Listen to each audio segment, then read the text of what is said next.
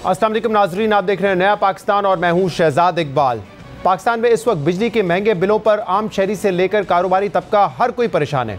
रुपए की कदर में कमी, कैपेसिटी अदायगियों, IPP से महंगे मुआहदों और टैक्सों में इजाफे की वजह से पाकिस्तान में बिजली का फी यूनिट 70 रुपये तक पहुँच चुका है, जो इस खित्ते में सबसे ज़्यादा है, जिसकी वजह से हुकूमत पर हर गुजरते दिन के साथ दबाव बढ़ता जा रहा है। कैपेसिटी अदायगियों के मसले को लेकर कारोबारी तबके ने कल 40 IPPs मालकान के खिलाफ सुप्रीम कोर्ट जाने का ऐलान कर दिया है, जबकि जमात इस्लामी, अवाम पाकिस्तान पार्टी समेत दीगर सियासी जमातें भी इस मामले पर सड़कों पर आ चुकी हैं।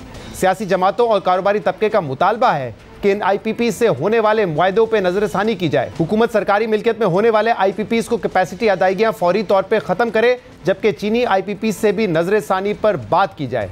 तशवीश की बात यह है कि इस वक्त पाकिस्तान को सिर्फ तवानाई के कर्जों में चीन को 17 अरब डॉलर की अदायगी करनी है और इस कर्ज में मुसलसल इजाफा होता जा रहा है। चीन से इन्हीं कर्जों की रीशेड्यूलिंग समेत दीगर मामलात पर हल निकालने के लिए वफाकी वजीर ख़जाना और वफाकी वजीर तवानाई 5 रोज़ पहले चीन गए थे, जबकि आज इस दौरे से वापसी पर वजीर ख़जाना मोहम्मद औरंगज़ेब ने बताया कि इस दौरे में चीनी हुकाम से तवानाई के इशूज़ और पेंडा बॉन्ड पर तफसीली बात हुई है।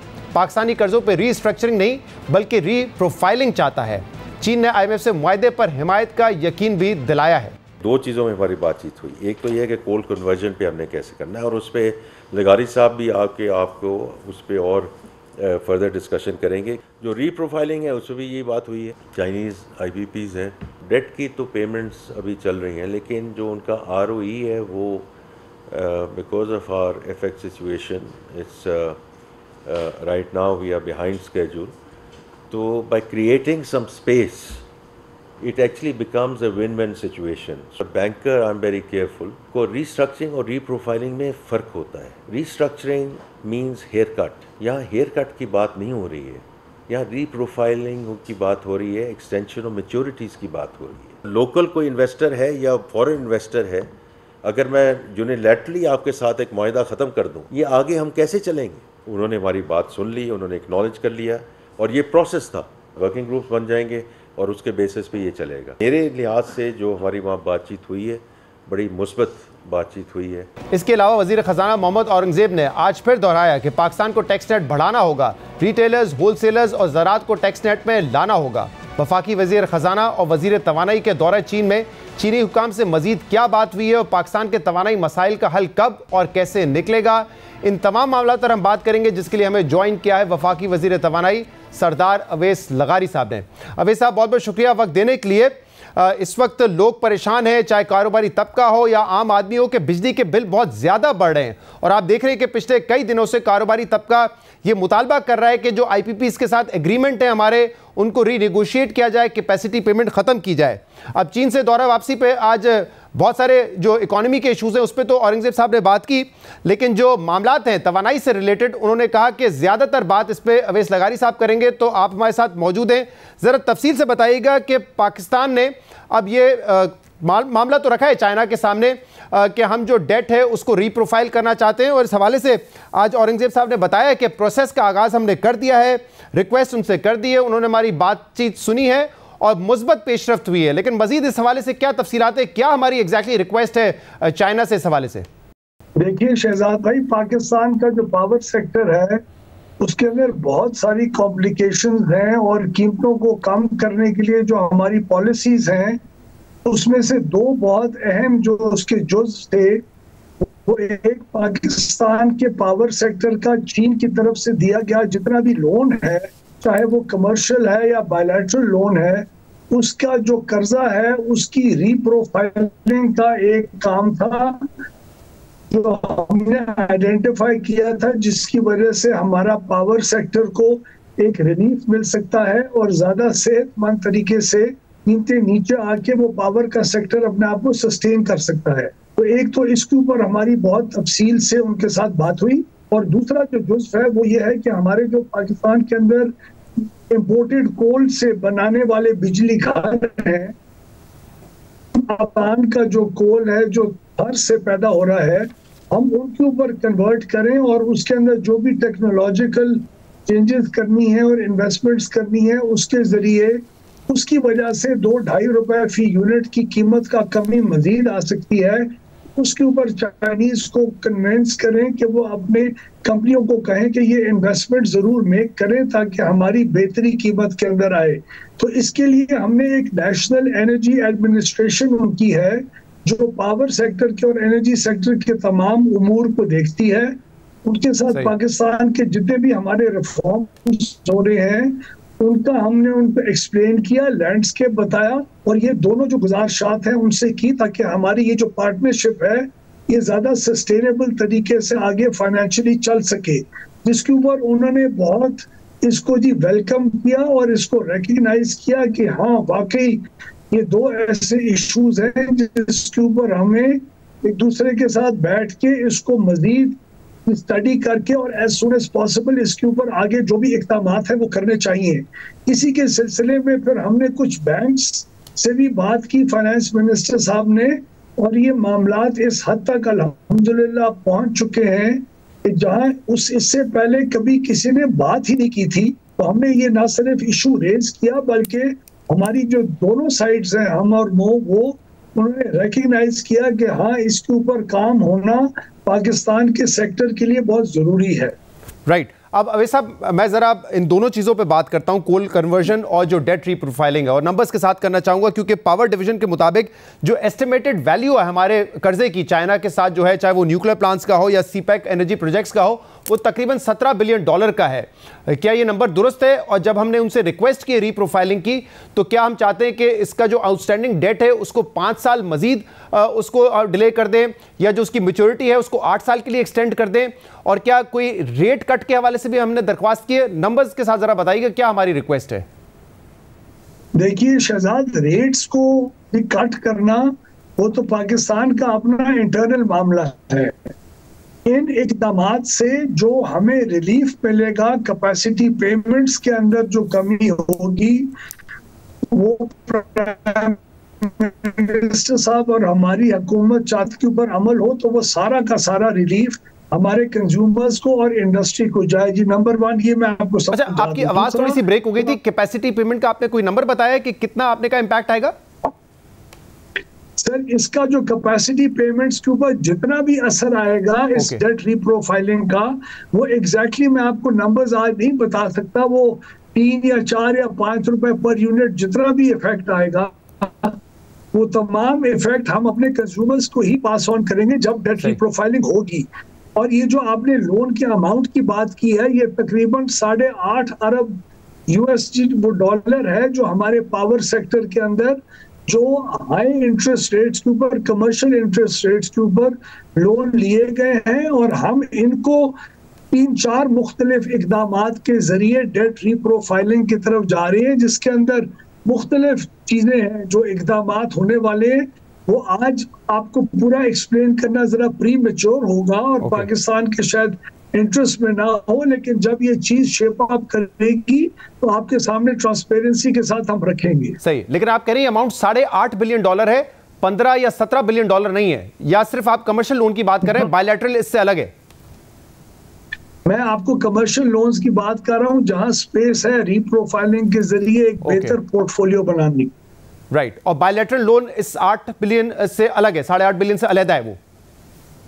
जी बायलैटरल भी आप उसको कह सकते हैं, वो कमर्शियल रेट से कम परसेंटेजेस के ऊपर भी होता है। तो हमें मेजर जो इंशाल्लाह रीप्रोफाइलिंग का फायदा होगा वो तकरीबन 8.5 से 9 अरब $US के जो वर्थ के लोन्स हैं जो मुख्तलिफ तमाम जो प्रोजेक्ट्स के अंदर है उनकी रीप्रोफाइलिंग से होगा इंशाल्लाह। राइट। और अवैस लगारी साहब 5 साल के लिए मैच्योरिटी आगे बढ़ाना चाहते हैं या 8 साल के लिए, और इसका सालाना इंपैक्ट कितना आ सकता है? क्योंकि कुछ रिपोर्ट किया गया था पहले अखबारात में कि तकरीबन इससे हम 600-700 मिलियन डॉलर की जो पेमेंट्स है हमारी वो सालाना कम हो जाएंगी, लेकिन ओवर द 5 ईयर्स और 8 ईयर्स हमें तकरीबन $1.3 बिलियन ज्यादा पे करने पड़ेंगे।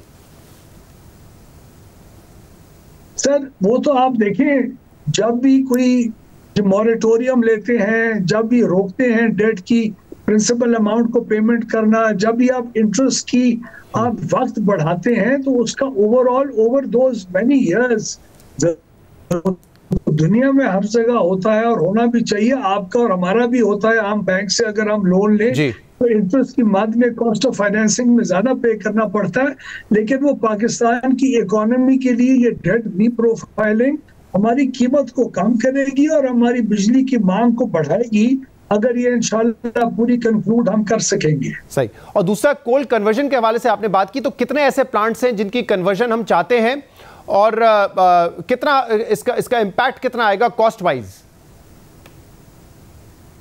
शहजाद भाई, अभी इस वक्त 4 कोल प्लांट्स हैं हमारे कोल के। एक हुकूमत पाकिस्तान खुद ओन करती है, जो एशियन डेवलपमेंट बैंक के लोन के जरिए हमने लगाया जामशोरो के नाम से। उसको तो हम लोग लोकल कोल के ऊपर कन्वर्ट कराची इलेक्ट्रिक से बात करके खुद कर रहे हैं। उसका चाइनीज इन्वेस्टर्स या सीपैक के साथ कोई ताल्लुक नहीं है, वो तो हम इन एनी केस कर रहे हैं। दूसरे हमारे 3 प्लांट्स हैं जो तकरीबन 1200 मेगावाट के हैं। वो इस वक्त अगर इम्पोर्टेड कोल के ऊपर बिजली बनाए तो उनकी बिजली तकरीबन 24 रुपए पर यूनिट सिर्फ एनर्जी की कॉस्ट आती है, सिर्फ एनर्जी की। और अगर वो लोकल कोल पे आज आप कन्वर्ट करें, ये मैं रेट्स की बात आज की डेट से कर रहा हूँ, आज की डेट के अंदर, तो तकरीबन 24 रुपए से नीचे वो गिर के 7.5 से 8 रुपए फी यूनिट उनकी बिजली की कॉस्ट एनर्जी की हो जाती है। तो हमारे लिए ये कोल कन्वर्जन, मैंने आपको कहा था, ये जो आजकल लोग आके टेलीविजन के ऊपर टेक एंड पे, टेक और पे की बातें करते हैं, एनर्जी के सेक्टर के अंदर बहुत मुख्तलिफ दाविये हैं जिसके जरिए हम सिर्फ एक एंगल से नहीं, 10-15 एंगल से हर जगह के ऊपर कोई ना कोई सेविंग करके और बिजली की कीमत लेके आने के इकदाम कर रहे हैं। और इसके अंदर 2-3 महीने की मेहनत है। तो हमारा ख्याल है कि कोल कन्वर्जन अगर जिन कीमत के ऊपर हम एक्सपेक्ट कर रहे हैं, अगर उसकी कॉस्ट वाकई हुई तो हम कोल कन्वर्जन भी इंशाल्लाह कर जाएंगे। राइट। जो टीवी पे चल रहा है मैं उस पर भी आता हूं अवैस लगारी साहब, लेकिन मुझे पहले ही बताइएगा कि जो चाइनीज पावर प्लांट्स हैं उनके साथ हम उनकी जो आइडल कैपेसिटी पेमेंट है उस हवाले से नेगोशिएशंस नहीं करना चाहते, जो उनका प्रॉफिट है उस पर भी नहीं नेगोशिएट करना चाहते, क्योंकि अभी आपने सुना होगा कि पिछले हफ्ते एक्सप्रेस ट्रिब्यून के जो सहाफ़ी हैं शहबाज राना साहब, उन्होंने ये रिपोर्ट किया था कि चाइनीज जो कंपनीज हैं वो इस पे तो बात भी नहीं करना चाहते कि हम रीनेगोशिएट करें on the rate of return या कैपेसिटी पेमेंट। तो उस पे इरादा रखती है गवर्नमेंट फिर भी बात करने का उनसे? शहबाज राना को किसने कहा है कि हमने उनसे कभी बात की है? नहीं, वो ये नहीं कह रहे, लेकिन चाइनीज कंपनी ने उनको ये अपना एक पॉइंट ऑफ व्यू दिया है। मुझे नहीं पता, जब चाइनीज कंपनी, जब आपके साथ कोई एक अग्रीमेंट हुआ हो, आपसे किसी ने बात नहीं ना की हो और अगला तीसरा बंदा जाके उनसे पूछते तो वो यही कहेंगी ना कि हम लोग बात नहीं करना चाह रहे।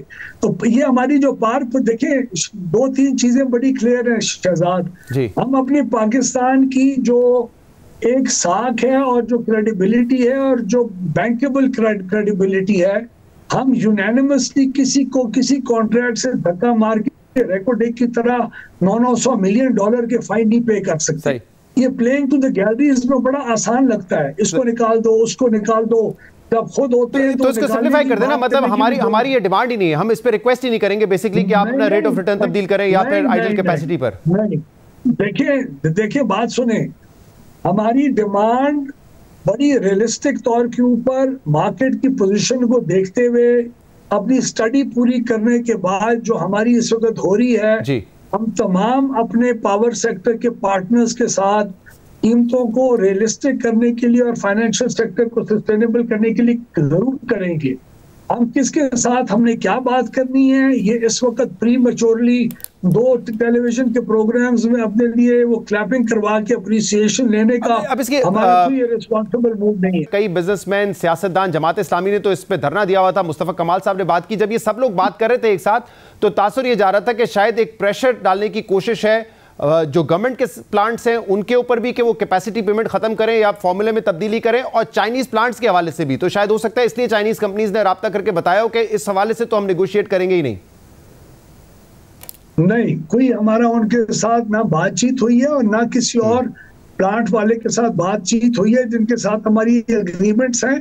हम लोग पूरे सेक्टर को स्टडी करके और एक ही दफा इंशाल्लाह बात जरूर करेंगे, लेकिन बहुत रिस्पॉन्सिबली करेंगे, जहां विन विन सिचुएशन में दोनों के फायदा होगा। राइट। अब जो ये डिबेट चल रही है उसमें कल ये खबर भी आई कि डॉक्टर गौहर एजाज साहब ने कहा है कि 40 आईपीपीस के हवाले से वो सुप्रीम कोर्ट जाएंगे, लेकिन जो नंबर सर्कुलेट कर रहे हैं ये पावर डिवीजन के नंबर है, नेपरा के नंबर है इनफैक्ट। ये मुझे इसमें बताइएगा, जिसमें बताया गया कि जो कैपेसिटी पेमेंट इस वक्त हम अदायगियाँ करते हैं उसमें से 45% प्लांट्स जो हैं वो गवर्नमेंट ऑफ पाकिस्तान के, यानी कि 45% कैपेसिटी पेमेंट उनको जाती है। सीपैक के तहत जो है 40% उनको जाती है, जो प्राइवेट है 15% कैपेसिटी पेमेंट हम उनको करते हैं। अब ये आप भी कहते हैं 2100 अरब रुपए एक बहुत बड़ा अमाउंट है, तो बताइएगा कि डिमांड ये है इस वक्त के जो गवर्नमेंट के अपने प्लांट्स हैं वो तो अपने फॉर्मूले को तब्दील करके कैपेसिटी पेमेंट को नीचे लाए ना, ताकि उसका इंपैक्ट कम हो और पास ऑन किया जा सके कंज्यूमर पे। ये क्यों नहीं कर रही है हुकूमत पाकिस्तान? कैपेसिटी पेमेंट है क्या? कैपेसिटी पेमेंट आप लोग जो कहते हैं कि कम करके ले लो, गवर्नमेंट के प्लांट्स हैं। कैपेसिटी पेमेंट उस कर्जे की रीपेमेंट होती है और उसके ऊपर सूद होता है, कॉस्ट ऑफ फाइनेंसिंग, जो आपको बैंक्स को पे करनी पड़ती है, जो आप लोन उस प्लांट के लिए लेके आपने प्लांट लगाया होता है।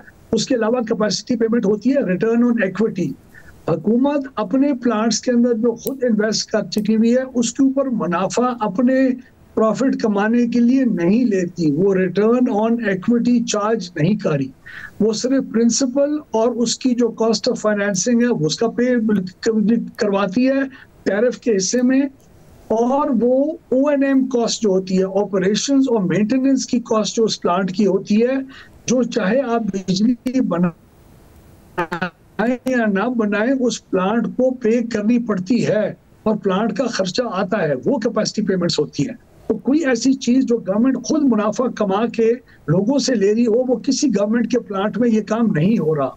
हाँ, जो प्राइवेट प्लांट्स हैं जिन्होंने 20-30% अपनी इक्विटी बीच में डाली हुई है, उनको उस इक्विटी का जो मुआवजा है वो भी प्रिंसिपल अमाउंट और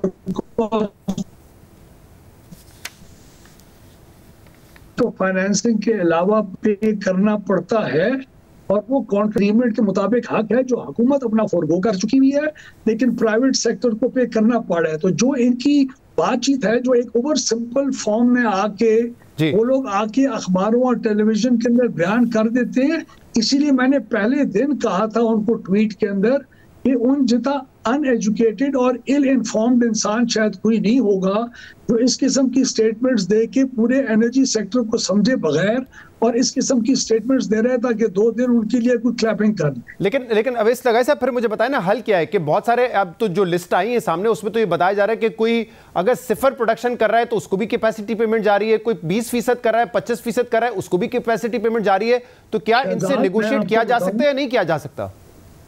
जी नेगोशिएट किया जा सकता है, और हमने 1994 और 2002 की पॉलिसी के तहत जो 20 प्लांट्स हैं जो फर्नेस ऑयल के ऊपर बेस्ड हैं, हमने उनके साथ उनकी पूरी वर्किंग कर दी है और उनको एंगेज करने वाले हैं ताकि उनको हम सिस्टम में से निकाल के और अपने कस्टमर्स को फायदा दें, जिसका तकरीबन 80 अरब रुपए सालाना का बेनिफिट मिलेगा आपको।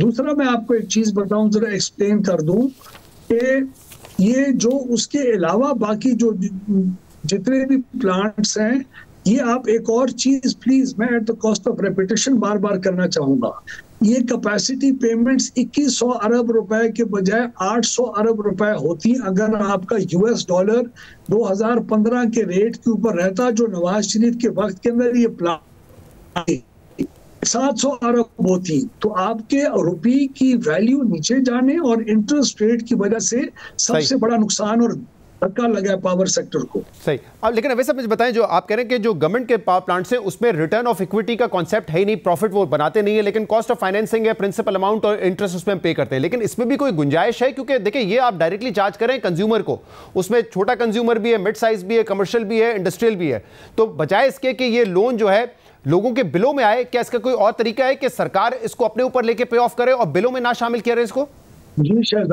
जी शहजाद, इसको कहते हैं when you nationalise the debt. जब आप उसको अपनी कीमतों के टैरिफ स्ट्रक्चर में से निकाल के और आप डेट को नेशनलाइज कर लेते हैं, उसमें फिर आपको जो भी रेवेन्यू का फर्क होता है जो यहाँ से कम आ रहा होगा, उतना ही आपको मुख्तलिफ और मजीद टैक्सेस लगा के कंज्यूमर्स के अलावा बाकी पूरी इकोनॉमी से आपको निकालना होगा। तो बजाय यहाँ कीमतों के जरिए रेज करने के पैसे आप मुख्तलिफ तरीकों से और टैक्सेस के जरिए रेज करेंगे। इसको नेशनलाइजेशन ऑफ द डेट कहा जाता है, जिसको फाइनेंस और आप और टैक्सेशन मेजर्स के जरिए करते हैं। और हाँ, इसके ऊपर भी डिस्कशन हमारी पावर्स और सेक्टर ऑफ फाइनेंस के अंदर जरूर हो रही है। राइट और क्योंकि आज औरंगजेब साहब ने कहा कि सीपैक 2 पे भी बात हो रही है, तो चाइनीज जो आपकी मुलाकात हुई वहां पे फाइनेंस मिनिस्टर से या दीगर लोगों से ये कहा कि प्लान तो ये था जब ये पावर प्लांट्स लगेंगे तो आप भी आएंगे यहाँ पे, फ्री ट्रेड जोन में अपनी इंडस्ट्रीज लगाएंगे, यहाँ से ऑपरेट करेंगे। वो सब कुछ तो हुआ नहीं है, जिसकी जो एक वजह है बहरहाल के पाकिस्तान में जो इंडस्ट्रियल कंजम्पशन है वो बढ़ी नहीं है, उल्टा कम होती जा रही है। जी, और इसीलिए हमने 175 अरब रुपए सालाना का इंडस्ट्री को रिलीफ भी दिया था। अभी आज से 2 महीने पहले जो 250 अरब रुपए का बोझ एक और कंज्यूमर्स का इंडस्ट्री के ऊपर लगा हुआ था, प्राइम मिनिस्टर साहब ने एक स्पेशल पैकेज के जरिए उसको 175 अरब रुपए से कम भी किया था। और ये कम करने की वजह भी यही थी ताकि आपकी डिमांड इंडस्ट्री की ऊपर जाए और नंबर ऑफ शिफ्ट्स में इजाफा हो। लेकिन ये जो कीमत में कमी है ये फिर भी रीजनल रेट से ज्यादा है। और हम लोग और भी तौर तरीके हैं जो हम लोग आपको बता रहे हैं ना, यदि व्हीलिंग का कॉन्सेप्ट है, जहां स्टैंडर्ड कैपेसिटी के जो प्लांट्स हैं जो इस्तेमाल नहीं हो रहे, उनको सिर्फ इलेक्ट्रिसिटी की वायर्स का किराया देके डायरेक्ट बिजनेस वालों के साथ उनकी अरेंजमेंट करवाएं, तो वो व्हीलिंग वगैरह भी हमारे पावर सेक्टर के रिफॉर्म्स का हिस्सा है। और हम बड़े कॉन्फिडेंट हैं कि जिस मुसीबत को हमने इनहेरिट किया है 3 महीने पहले, उसको हम रिजॉल्व करके रहेंगे और बहुत कॉन्फिडेंट है कि करेंगे। अब एक आप जो बात बार बार करते रहे कि इस वक्त जो सोलर के कंज्यूमर्स हैं वो तकरीबन 1 लाख है, और आप कहते रहे कि उनका जो पे बैक पीरियड है जब वो इन्वेस्ट करते हैं सोलर में वो 1.5 से 2 साल है, ये बहुत कम है। अगर हम उनको 4 साल पे भी लेके जाएं तो इसमें कोई हर्ज नहीं है, वो भी एक अच्छा पे बैक पीरियड होगा। आप इस बात का इदराक भी रखते हैं, लेकिन फिर भी ना जो ऑलरेडी सोलर लगा चुके हैं उनके लिए पॉलिसी कोई चेंज है, ना जो इस वक्त भी लगा रहे हैं उनके लिए कोई पॉलिसी चेंज है। जब इस बात का इदराक है कि बहुत हम उनको इंसेंटिवाइज कर रहे हैं, वो 1.5-2 साल में अपना सारा सरमाया वापस ले लेते हैं, तो उसको चेंज क्यों नहीं किया जा रहा है? इसमें कबाहत क्या है जब आपको खुद लगता है कि उनको बहुत ज्यादा मुनाफा मिल रहा है? जी शहजाद, देखिए बहुत शुक्रिया आपने बात रेज की। इस वक्त हम जो ऑलरेडी लगा चुके हैं उनके साथ हमारे 7-7 साल के कॉन्ट्रैक्ट, बिल्कुल ठीक है। हमारे लिए पाकिस्तान के अंदर एक 5 किलोवाट का सिस्टम लगाने वाला IPP और उसके साथ कॉन्ट्रैक्ट उतनी ही अहमियत रखता है जितना किसी सीपैक या किसी बाहर वाले के साथ रखता हो। तो हम जो एग्जिस्टिंग लगा चुके हैं उनके कॉन्ट्रैक्ट्स को किसी भी सूरत में चेंज नहीं करेंगे। जो नए कॉन्ट्रैक्ट सोलर के नेट मीटरिंग के आएंगे उसमें अगर ये रेट ऑफ रिटर्न जारी रहा और अगर इतने ही सस्ता सोलर पैनल रहा, तो हम जरूर इस चीज को देखेंगे कि उनकी जो रेट है जिसके ऊपर हम उनके साथ लेन देन कर रहे हैं उसको इस किस्म का रैशनलाइज करें ताकि उनके पैसे 3-4 साल में पूरे हो जाए। ये अभी क्यों नहीं किया जा रहा है? क्योंकि मैं आपको बताता हूं, अभी अगर लाख कंज्यूमर्स हैं तो जितनी तेजी से अब जो तबका अफोर्ड कर सकता है वो जितनी तेजी से सोलर पे जा रहा है, ये कंजम्पशन तो ग्रिड की और कम होती रहेगी, यानी कि कैपेसिटी पेमेंट और बढ़ती रहेगी उन लोगों के लिए जो कि ग्रिड पर होंगे। तो इसमें ताखीर क्यों हो रही है अब तक?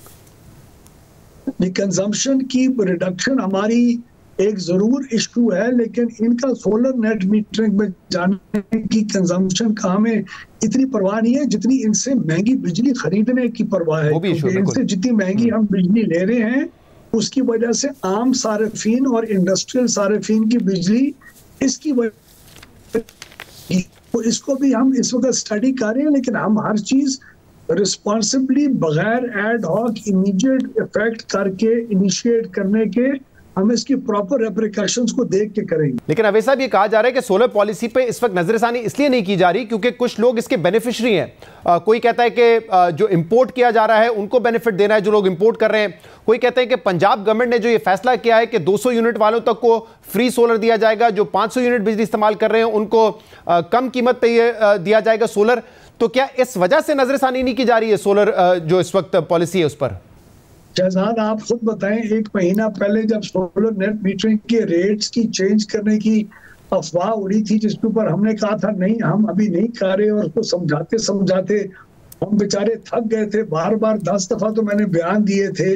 उस वक्त पूरे पाकिस्तान का प्रेशर था नेट मीटरिंग के रेट्स को हाथ नहीं लगाना चाहिए, उनको सस्ता नहीं करना चाहिए, क्योंकि 1 लाख वो लोग जो अफोर्ड कर सकते हैं उनकी अब जो इनकम है वो कम हो जाएगी। उनको बाकी 2.5 करोड़ कंज्यूमर्स की कोई परवाह ना मीडिया को थी, ना मुझे थी, ना आपको थी, ना किसी को थी।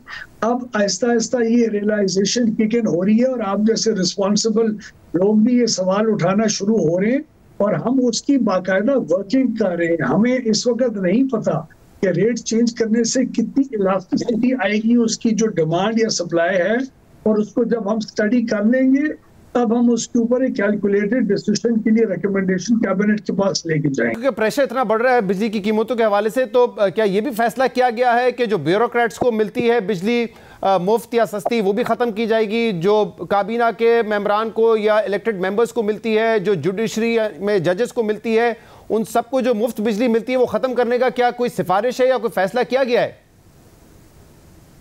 शहजाद, ये बिल्कुल कोई फेक न्यूज निकली थी, उसकी हमने पावर डिवीजन में उसको कॉन्ट्रडिक्ट भी कर लिया, क्लियर कर लिया। किसी को कोई मुफ्त बिजली हमारी महकमे की तरफ से नहीं मिलती।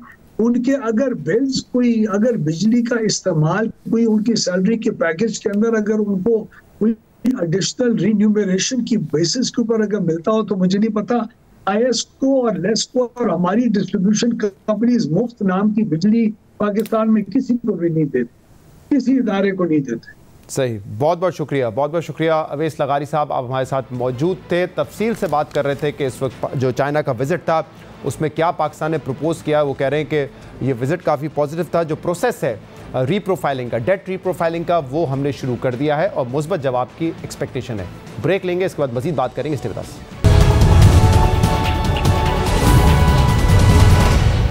Welcome back. इस वक्त पाकिस्तान को जिन माशी चैलेंजेस का सामना है उससे निकलने के लिए हुकूमत और रियासत का सबसे ज़्यादा फोकस इस बात पर है कि कैसे नए सरमायाकारों को मुल्क में सरमायाकारी पर कायल किया जाए।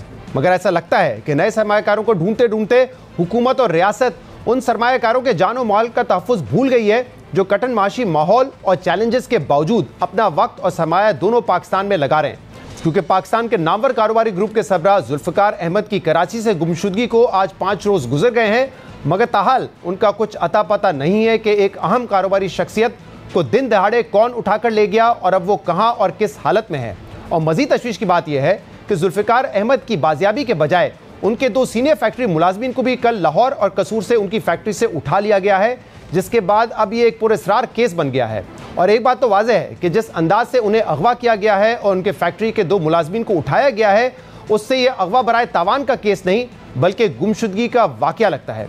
जुल्फ़िकार अहमद के वकील मियां अली अशफाक के मुताबिक जुल्फ़िकार अहमद की बाजियाबी के लिए सिंध हाई कोर्ट में दरख्वास्त दायर की गई है, जबकि 2 मुल्ज़िमान की बाजियाबी के लिए लाहौर हाई कोर्ट में दरख्वास्त दायर की जा चुकी है। अहम बात यह कि पराचा टेक्सटाइल्स मिल्स और मीज़ान ग्रुप के मैनेजिंग डायरेक्टर जुल्फ़िकार अहमद को 23 जुलाई को कराची की मारीपुर रोड से नामालूम मुसल्लह अफराद ने अगवा किया था, जिसके बाद 3 रोज़ तक पुलिस जुल्फ़िकार अहमद की गुमशुदगी का मुकदमा दर्ज करने से कतराती रही और जुमेरात की रात टेक्सटाइल्स मिल्स के मैनेजर की मुद्दत में अगवा की दिफा के तहत मुकदमा दर्ज किया गया।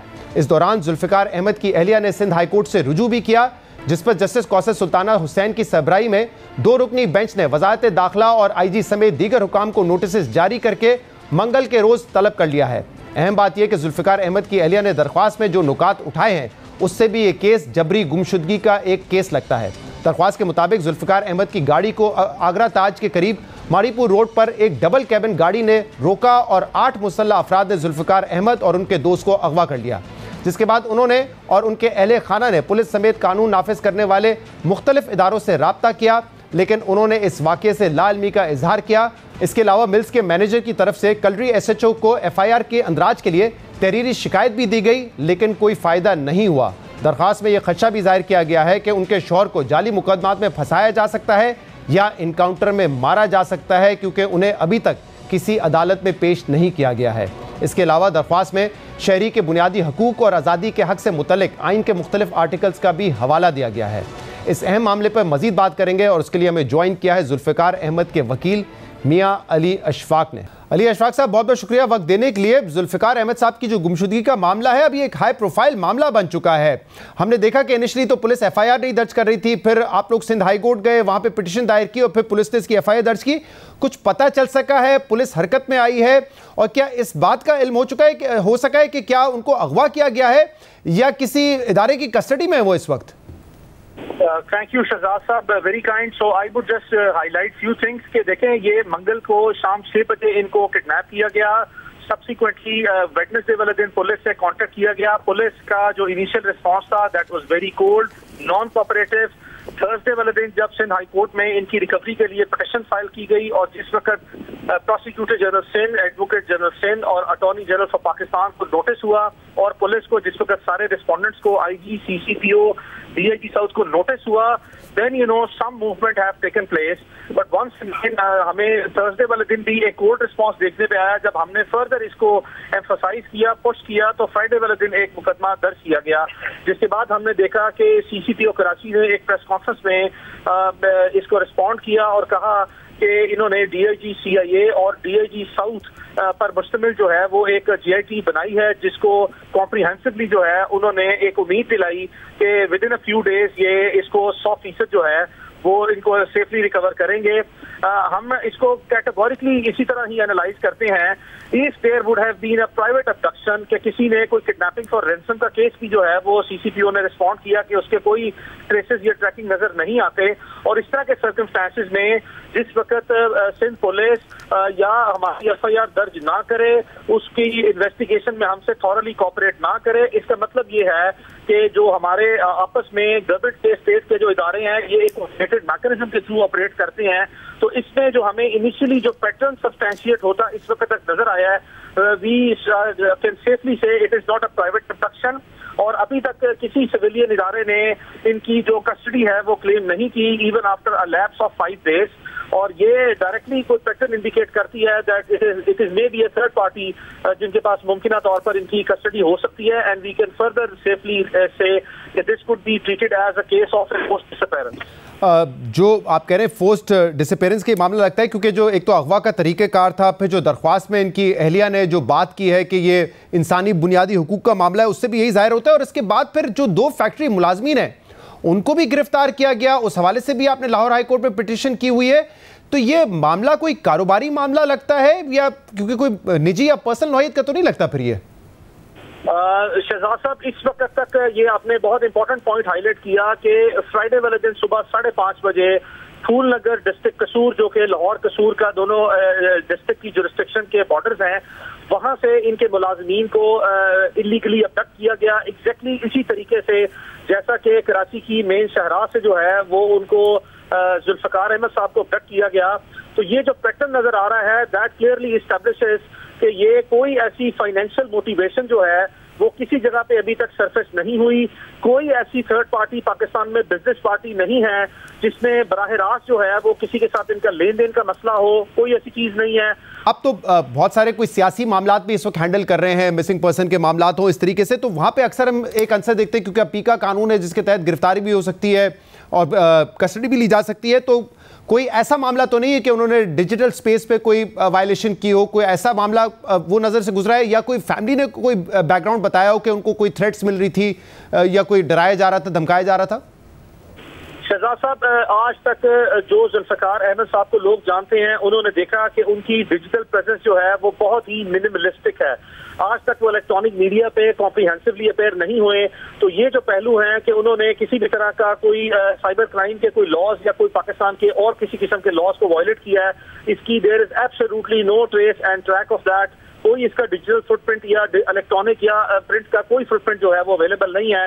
तो हम इस को तो स्ट्रेट अवे ब्रशसाइड करते हैं। कोई पॉसिबिलिटी नहीं है कि किसी भी ऐसे लॉ की बेसिस पे, जबकि एक इंतहाई नॉन वायलेंट, इंतहाई प्रोफेशनल और एक इंतहाई प्रोमिनेंट किस्म के बिजनेस एंटरप्रेन्योर हैं और उनके बारे में ये वाज़े तौर पर जो है वो अमूमी तासुर है कि he is a very very decent man and a law abiding citizen. तो इस तरह के हालात में हमें किसी तौर पे भी ये तासुर जो है वो नहीं मिलता कि उन्होंने कोई ऐसी स्टेटमेंट पास की हो जो मे बी कंट्रोवर्शियल ट्रीट हुई हो, कोई ऐसा बयान दिया हो जो किसी को नागवार गुजरा हो, ऐसी कोई चीज हमारी नजरों के सामने। और एज ऑफ नाउ ये नहीं एग्जैक्टली पता कि वो कहां पर हैं, उनकी खैर खरीद के हवाले से कोई आपके पास अभी इतला नहीं है एज ऑफ नाउ? शहजाद साहब, जुल्फकार अहमद साहब और इनके दो जो सीनियर मैनेजमेंट के लोग हैं, इनकी किसी किस्म की हमें कोई इतला जो है वो मौजूद नहीं है। अगर खुदा न खास्ता ये कल तक रिकवर नहीं होते तो हम इसको बड़ा रिगरसली जो है वो अपना मौक़िफ़ अदालत के सामने रखेंगे और बहुत प्रिविलेज इंफॉर्मेशन जिसको हम होल्ड कर रहे हैं, अगर ये मसला उस वक्त तक रिजॉल्व नहीं होता तो अदालत के सामने वो मुद्दे भी जो है मुहर्रिकात रखे जाएंगे। ओके, बहुत बहुत शुक्रिया अली अशफाक साहब, आप हमारे साथ मौजूद करते हैं। उम्मीद करते हैं, दुआ करते हैं कि तीनों ये शख्सियात खैरियत से हों और बाहिफाजत अपने घरों तक पहुंच जाएं। प्रोग्राम में एक ब्रेक शामिल करते हैं, इसके बाद मजीद बात करेंगे। Stay with us. Welcome back. पिछले कुछ दिनों से बानी पाकिस्तान तहरीक इंसाफ और तहरीक इंसाफ इस्टेब्लिशमेंट से मुतल्लिक अपने जाराना मौक़िफ़ से पीछे हटती नजर आ रही है। अस्करी क़यादत पर बराह रास्त तनकीद की बजाय हुकूमत पर इस्टेब्लिशमेंट और पाकिस्तान तहरीक इंसाफ को आमने सामने लाने की साजिश का इल्ज़ाम लगाया जा रहा है। लेकिन इस रवैये में लचक के बावजूद 9 मई एक ऐसा मामला है जिस पर पाकिस्तान तहरीक इंसाफ बदस्तूर अपने मौक़िफ़ पर डटी हुई है कि 9 मई एक फॉल्स फ्लैग ऑपरेशन और पार्टी के खिलाफ एक साजिश थी, जबकि हुकूमत का कहना है कि 9 मई रियासत के खिलाफ बगावत थी जिसके मास्टरमाइंड बानी पाकिस्तान तहरीक इंसाफ इमरान खान है। इस मामले पर पाकिस्तान तहरीक इंसाफ चीफ जस्टिस पाकिस्तान से मुतालबा करती रही है कि 9 मई के वाक़यात की इंक्वायरी के लिए सुप्रीम कोर्ट के जजेस पर मुश्तमिल जुडिशल कमीशन तश्कील दिया जाए। लेकिन पाकिस्तान तहरीक इंसाफ के मुतालबे पर सुप्रीम कोर्ट से तो अब तक कोई कमीशन नहीं बना है और अब खैबर पख्तूनख्वा हुकूमत ने आज 9 मई के वाक़यात की जुडिशल इंक्वायरी के लिए chief justice Peshawar high court को खत लिख दिया है।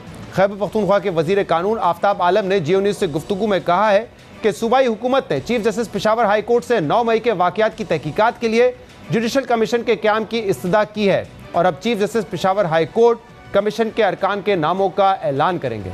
जबकि पाकिस्तान तहरीक इंसाफ हुकूमत के इस इक़दाम पर पंजाब हुकूमत की तर्जमान अज़मा बुखारी ने रद्द-ए-अमल देते हुए कहा है कि पाकिस्तान तहरीक इंसाफ का जुडिशल कमीशन के लिए अदालत जाना एतराफ़े जुर्म के मुतरादिफ है।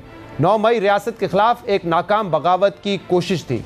अहम बात यह है कि 9 मई 2023 को मुल्क के दीगर हिस्सों की तरह खैबर पख्तूनख्वा में भी पुरतशद्दुद वाक़यात देखे गए थे और वफाकी काबीना इजलास में पिछले साल पेश की गई रिपोर्ट के मुताबिक खैबर पख्तूनख्वा में होने वाले इन पुरतशद्दुद वाक़यात में 8 अफराद की हलाकत रिपोर्ट हुई थी, जबकि इस दौरान 33 कानून नाफिज करने वाले इदारों के एहलकार जख्मी हुए थे। रिपोर्ट के मुताबिक सूबे में 3 दिन तक होने वाले पुरतशद्दुद मुजाहरों में किला बाला हिसार पेशावर, FC फोर्ट और पंजाब रेजिमेंट सेंटर मर्दान समेत 20 सरकारी और 10 निजी इमारतों को निशाना बनाया गया था। इसलिए अब यह देखना होगा कि पेशावर हाई कोर्ट का जुडिशल कमीशन किस नतीजे पर पहुंचता है। दूसरी जानिब पाकिस्तान तहरीक इंसाफ के रहनुमाओं ने आज प्रेस कॉन्फ्रेंस में एक बार फिर हुकूमत पर अपने अरकान पार्लियामेंट की हिरासानी का इल्ज़ाम लगाया है और सुप्रीम कोर्ट से मुतालबा किया है कि अदालत 41 MNAs पर पाकिस्तान तहरीक इंसाफ छोड़ने के दबाव का नोटिस ले।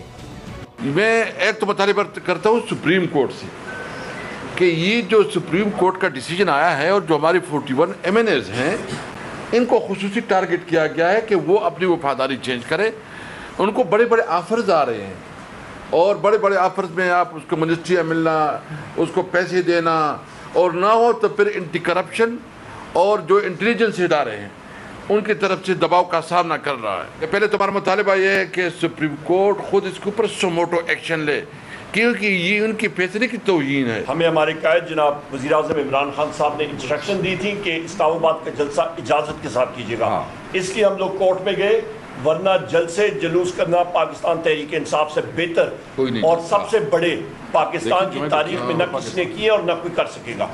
Leader of the opposition Umar Ayub Islamabad में एहतजाज ना करने की वजह भी बता रहे थे कि बानी पाकिस्तान तहरीक इंसाफ ने पार्टी को इजाज़त के बगैर इस्लामाबाद में जलसा करने से मना किया है। इसके अलावा आज इस्लामाबाद की अदालत ने पाकिस्तान तहरीक इंसाफ के तर्जमान रऊफ हसन के जिस्मानी रिमांड में मजीद 2 दिन की तोसी कर दी है, जबकि पार्टी के social media activist Sayeda Aruba को जुडिशल रिमांड पर जेल भेज दिया गया है। यानी पाकिस्तान तहरीक इंसाफ की जानिब से इस्टेब्लिशमेंट से मुतल्लिक मौक़िफ़ में नरमी के बावजूद पाकिस्तान तहरीक इंसाफ के साथ नरमी का इम्कान फ़िलहाल नहीं नज़र आ रहा है। क्या आने वाले दिनों में ये सिलसिला जारी रहेगा या रियासत की सख्त पॉलिसी में नरमी देखने में आएगी? आज के प्रोग्राम में इतना ही। शो से इजाज़त दीजिए। अल्लाह हाफ़िज़।